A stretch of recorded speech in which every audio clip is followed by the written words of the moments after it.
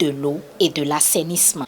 2 jours durant, cadres des ministères de l'eau et des mines, de la santé et du cadre de vie auront à examiner les résultats obtenus et définir de nouvelles perspectives.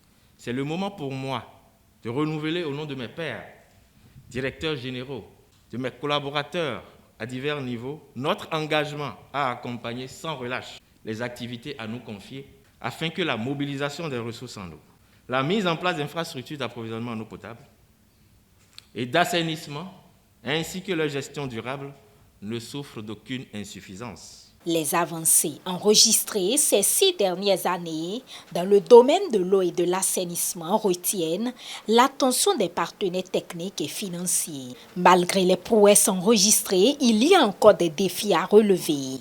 Et pour y parvenir, le gouvernement peut compter sur les partenaires techniques et financiers.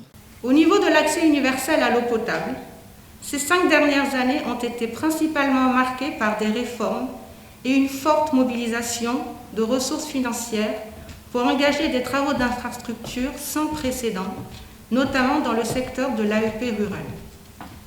L'affermage de l'approvisionnement en eau potable en milieu rural est une parfaite illustration de l'atteinte des objectifs du gouvernement sur les réformes majeures du secteur. En ce qui concerne l'hygiène et l'assainissement des eaux usées et excréta, des acquis importants sont à souligner, le premier étant la publication de la nouvelle loi portant sur l'hygiène publique en République du Bénin. Il y a eu certes des avancées, toutefois le ministre de l'eau et des mines invite à la poursuite des actions en vue de l'atteinte des objectifs fixés.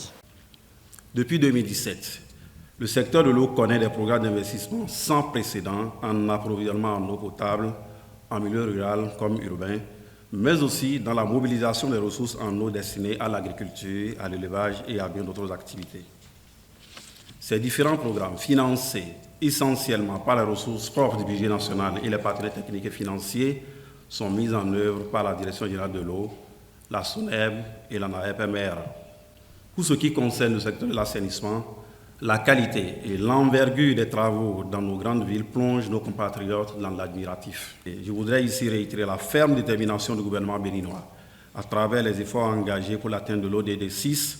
Soyons donc fiers du chemin parcouru jusque-là, même s'il reste encore à faire. La présente revue se penchera sur le bilan de la mise en œuvre du programme OMI-Delta, l'état des lieux de l'hydraulique urbain et rural. À cet effet, l'autorité ministérielle a exhorté les participants à ressortir les avancées, mais aussi les échecs pour davantage de progrès dans le secteur de l'eau et de l'assainissement.